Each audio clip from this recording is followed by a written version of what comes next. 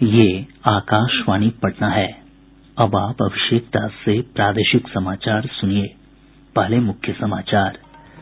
संसद का बजट सत्र आज से शुरू। राष्ट्रपति रामनाथ कोविंद ने गणतंत्र दिवस के दिन किसानों के विरोध प्रदर्शन के दौरान राष्ट्रीय ध्वज के अपमान को दुर्भाग्यपूर्ण बताया। प्रधानमंत्री नरेंद्र मोदी ने संसद के बजट सत्र को भारत के भविष्य के लिए महत्वपूर्ण बताया। श्री मोदी ने आशा जताई, सभी सांसद लोकतांत्रिक ढंग से लोगों की आकांक्षाओं को पूरा करेंगे।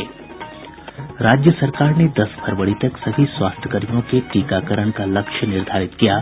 जिलाधिकारियों और सिविल सर्जन को जारी किए गए निर्देश। और बर्फीली पछुआ हवा के कारण पूरा प्रदेश कड़ाके की ठंड की चपेट में। अगले 2 से 3 दिनों में ठंड में और बढ़ोतरी की आशंका। बुलेटिन की शुरुआत इस संकल्प के साथ। कोविड-19 महामारी के खिलाफ देश एकजुट होकर लड़ रहा है। आप भी हमारे साथ सुरक्षा और बचाव के 3 आसान एहतियाती उपायों का संकल्प लें। कोविड-19 से बचाव और सुरक्षित रहने के 3 उपाय। मास्क लगाएं, 2 गज दूरी है जरूरी, सुरक्षित दूरी रखें, हाथ और मुंह साफ रखें।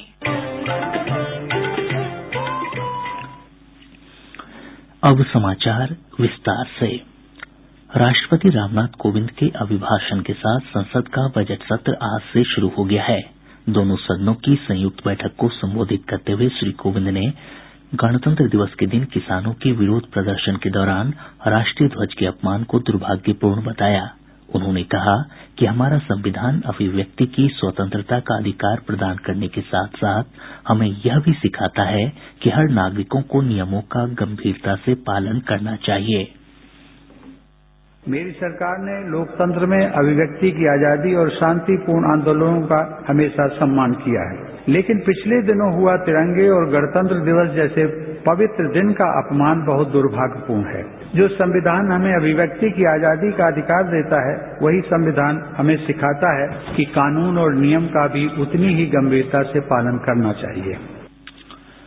राष्ट्रपति ने कहा कि संसद के पिछले सत्र में पारित कृषि संबंधी 3 कानूनों का उद्देश्य देश के किसानों को और अधिकार तथा शक्तियां हासिल करने में मदद करना है। श्री कोविंद ने यह भी कहा कि कृषि क्षेत्र के इन सुधारों से 10 करोड़ से अधिक किसानों को लाभ मिलना शुरू हो गया है। इन कृषि सुधारों का सबसे बड़ा लाभ भी 10 करोड़ से अधिक छोटे किसानों को तुरंत मिलना शुरू हुआ। छोटे किसानों को होने वाले इन लाभों को समझते हुए ही अनेक राजनीतिक दलों ने समय समय पर इन सुधारों को अपना भरपूर समर्थन दिया था। वर्तमान में इन कानूनों का अमलीकरण देश की सर्वोच्च अदालत ने स्थगित किया हुआ है। मेरी सरकार उच्चतम न्यायालय के निर्णय का पूरा सम्मान करते हुए उसका पालन करेगी। लोकतंत्र और संविधान की मर्यादा को सर्वोपरि रखने वाली मेरी सरकार इन कानूनों के संदर्भ में पैदा किए गए भ्रम को दूर करने का निरंतर प्रयास कर रही है। कोविड-19 महामारी से निपटने के सरकार के प्रयासों का जिक्र करते हुए श्री कोविंद ने इस बात पर संतोष व्यक्त किया कि सरकार द्वारा समय पर लिए गए फैसलों से लाखों लोगों की जान बचाने में मदद मिली है। कोरोना महामारी के इस समय में जब दुनिया का प्रत्येक व्यक्ति, हर देश इससे प्रभावित हुआ, आज भारत एक नए सामर्थ्य के साथ दुनिया के सामने उभर कर आया है। मुझे संतोष है कि मेरी सरकार के समय पर लिए गए सटीक फैसलों से लाखों देशवासियों का जीवन बचा है। आज देश में कोरोना के नए मरीजों की संख्या भी तेजी से घट रही है और जो संक्रमण से ठीक हो चुके हैं उनकी संख्या भी बहुत अधिक है। श्री कोविंद ने कहा कि संकट की इस घड़ी में भारत ने दुनिया के कई देशों को कोरोना महामारी के लाखों टीके मुफ्त उपलब्ध कराकर मानवता के प्रति अपने दायित्वों का निर्वाह किया है। राष्ट्रपति ने अपने अभिभाषण में केंद्र सरकार की विभिन्न कल्याणकारी योजनाओं का जिक्र करते हुए कहा कि सरकार गरीबों, वंचितों, महिलाओं और युवाओं के कल्याण के लिए प्रतिबद्ध है। नए कृषि कानूनों के विरोध में कांग्रेस, वामपंथी दलों, राष्ट्रीय जनता दल, डीएमके, तृणमूल कांग्रेस, शिवसेना, समाजवादी पार्टी और कुछ अन्य पार्टियों ने राष्ट्रपति के अभिभाषण का बहिष्कार किया। केंद्रीय कानून मंत्री रविशंकर प्रसाद ने आज संसद के दोनों सदनों में राष्ट्रपति रामनाथ कोविंद के अभिभाषण के बहिष्कार के लिए विपक्ष की आलोचना की है। संसद के बाहर पत्रकारों से बातचीत में श्री प्रसाद ने कहा कि राष्ट्रपति के अभिभाषण का सम्मान करना लोकतंत्र की स्वस्थ परंपरा है। उन्होंने आश्चर्य व्यक्त किया कि कांग्रेस राष्ट्रपति के संबोधन का बहिष्कार कर किस तरह की परंपरा कायम करना चाहती है। राष्ट्रपति के अभिभाषण के बहिष्कार पर केंद्रीय मंत्री गिरिराज सिंह ने भी विपक्षी दलों की निंदा की है। लोकतंत्र की गरिमा को तार तार कर रहे हैं। संसदीय व्यवस्था में राष्ट्रपति की अपनी एक गरिमा है और राष्ट्रपति के अभिभाषण का बहिष्कार करना यानी राष्ट्रपति का अपमान। प्रधानमंत्री नरेंद्र मोदी ने कहा है कि आज से शुरू हुआ संसद का सत्र इस दशक का भी पहला सत्र है।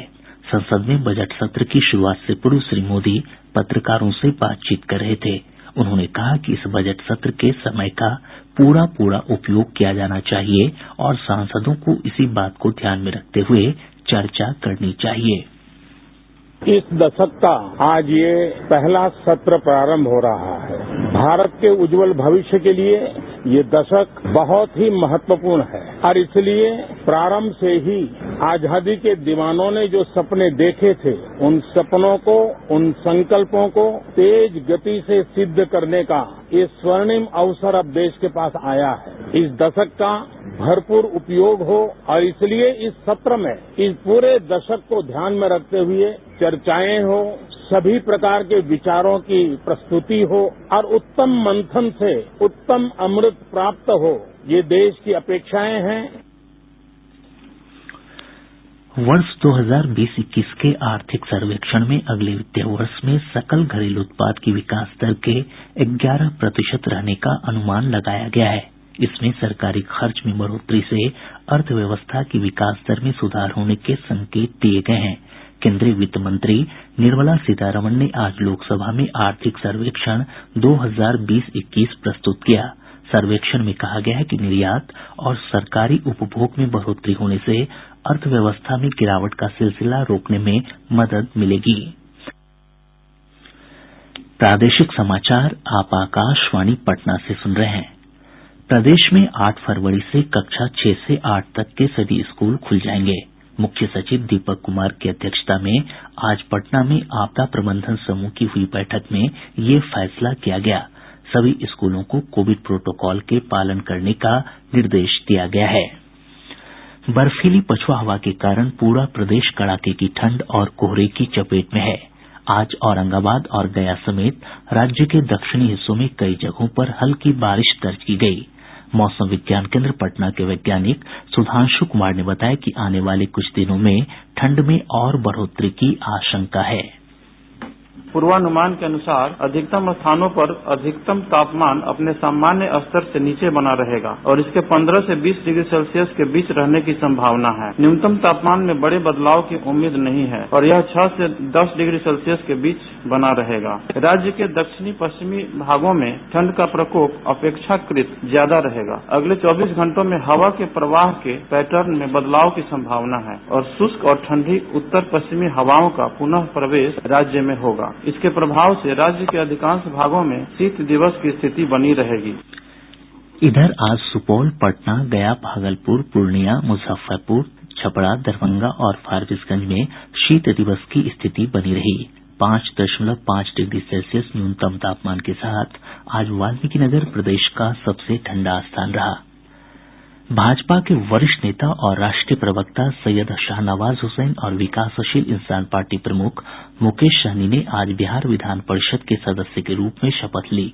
परिषद के कार्यकारी सभापति अवधेश नारायण सिंह ने दोनों नेताओं को पद की शपथ दिलाई। इस अवसर पर मुख्यमंत्री नीतीश कुमार और विधानसभा अध्यक्ष विजय कुमार सिन्हा सहित अन्य गणमान्य व्यक्ति उपस्थित रहे।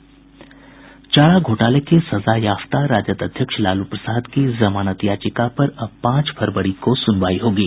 श्री प्रसाद ने दुमका कोषागार से अवैध निकासी के मामले में आधी सजा काट ली जाने के आधार पर झारखंड उच्च न्यायालय में जमानत याचिका दायर की है। आज हुई सुनवाई के दौरान सीबीआई की ओर से जवाब दायर करने के लिए समय मांगा गया, जिसे न्यायमूर्ति अपरेश कुमार सिंह की एकल पीठ ने स्वीकार कर लिया। राज्य सरकार ने कोविड-19 टीकाकरण के प्रथम चरण के तहत 10 फरवरी तक सभी स्वास्थ्य कर्मियों के टीकाकरण का लक्ष्य पूरा करने का अधिकारियों को निर्देश दिया है। राज्य स्वास्थ्य समिति के कार्यपालक निदेशक मनोज कुमार ने बताया कि कोविन पोर्टल में आ रही परेशानियों को देखते हुए सभी जिलों को स्थानीय स्तर पर लाभार्थियों की संख्या के हिसाब से टीकाकरण सत्र निर्धारित करने को कहा गया है। उन्होंने बताया कि कोविन पोर्टल पर निबंधित लोग यदि तय समय से पहले टीकाकरण केन्द्र पर पहुंचते हैं तो भी उन्हें टीके दिए जाएंगे। उन्होंने बताया कि इस संबंध में सभी जिलाधिकारियों और सिविल सर्जन को निर्देश दिए गए हैं। राज्य में अब तक 1 लाख से अधिक स्वास्थ्य कर्मियों को कोविड के टीके दिए जा चुके हैं। प्रदेश में कोविड के सक्रिय मरीजों की संख्या में लगातार कमी आ रही है। वर्तमान में 1475 मरीजों का राज्य के विभिन्न अस्पतालों में उपचार चल रहा है। स्वस्थ होने की दर 98.86% तक पहुंच गई है। 2,57,000 से अधिक मरीज स्वस्थ हो चुके हैं, जबकि इस वैश्विक महामारी से राज्य में अब तक 1,492 लोगों की मौत हुई है। इधर देश में कोविड से स्वस्थ होने की दर 96.96% पर पहुंच गई है। उप मुख्यमंत्री तारकिशोर प्रसाद ने आज पूर्णिया में बिहार राज्य प्रदूषण नियंत्रण पर्षद के क्षेत्रीय कार्यालय सह प्रयोगशाला भवन की आधारशिला रखी। इस अवसर पर श्री प्रसाद ने अपने संबोधन में कहा कि इसके बन जाने से सीमांचल के सभी जिले लाभान्वित होंगे। पूर्वी चंपारण जिले के जाने-माने अधिवक्ता और सामाजिक कार्यकर्ता जय प्रकाश मिश्र को पूर्व मध्य रेलवे के समस्तीपुर रेल मंडल के रेलवे परामर्शदात्री समिति का सदस्य बनाया गया है। श्री मिश्र मोतिहारी के पश्चिमी राजा बाजार मोहल्ले के रहने वाले हैं। नालंदा किशोर न्याय परिषद ने एक नाबालिग बच्ची के साथ दुष्कर्म के मामले में केवल 9 कार्य दिवसों में अपना फैसला सुनाया है। परिषद ने दोषी ठहराए गए नाबालिग को आईपीसी और पॉक्सो अधिनियम की विभिन्न धाराओं के तहत 3-3 साल कारावास की सजा सुनाई है। दोषी की उम्र 16 वर्ष से कम है, जिस कारण उसे पटना के स्पेशल होम में रखा जाएगा। भोजपुर जिले के करहनी थाना क्षेत्र अंतर्गत आरा सासाराम मुख्य मार्ग पर सड़क किनारे खड़े एक कंटेनर से कार के टकरा जाने के कारण 2 लोगों की मौत हो गई। घटना से आक्रोशित लोगों ने सड़क जाम कर प्रदर्शन किया। गोपालगंज जिले के मांझा बाजार में अपराधियों ने एक आभूषण व्यवसायी की गोली मारकर हत्या कर दी। हत्या से आक्रोशित व्यापारियों ने बाजार बंद कर प्रदर्शन किया। गया जिले के मगध मेडिकल थाना क्षेत्र अंतर्गत डूभल गांव में एक निजी सुरक्षा गार्ड की हत्या के मामले में पुलिस ने 3 अपराधियों को गिरफ्तार किया है। सीतामढ़ी जिले के मेजरगंज थाना क्षेत्र के बसबिट्टा से एसएसबी के जवानों ने एक नेपाली नागरिक को गिरफ्तार किया है। उसके पास से मानव शरीर की हड्डियां बरामद की गई हैं। दरभंगा जिले के सिंहवाड़ा थाना क्षेत्र में एक नाबालिग के साथ हुए दुष्कर्म के मामले में पुलिस ने एक आरोपी को गिरफ्तार किया है। और अब अंत में मुख्य समाचार एक बार फिर। संसद का बजट सत्र आज से शुरू। राष्ट्रपति रामनाथ कोविंद ने गणतंत्र दिवस के दिन किसानों के विरोध प्रदर्शन के दौरान राष्ट्रीय ध्वज के अपमान को दुर्भाग्यपूर्ण बताया। प्रधानमंत्री नरेंद्र मोदी ने संसद के बजट सत्र को भारत के भविष्य के लिए महत्वपूर्ण बताया। श्री मोदी ने आशा जताई सभी सांसद लोकतांत्रिक ढंग से लोगों की आकांक्षाओं को पूरा करेंगे। राज्य सरकार ने 10 फरवरी तक सभी स्वास्थ्य कर्मियों के टीकाकरण का लक्ष्य निर्धारित किया। जिलाधिकारियों और सिविल सर्जन को जारी किए गए निर्देश। और बर्फीली पछुआ हवा के कारण पूरा प्रदेश कड़ाके की ठंड की चपेट में। अगले 2 से 3 दिनों में ठंड में और बढ़ोतरी की आशंका। इसके साथ ही आकाशवाणी पटना से प्रसारित प्रादेशिक समाचार का ये अंक समाप्त हुआ। कोविड-19 से बचाव और सुरक्षित रहने के 3 उपाय। मास्क लगाएं, 2 गज दूरी है जरूरी, सुरक्षित दूरी रखें, हाथ और मुंह साफ रखें।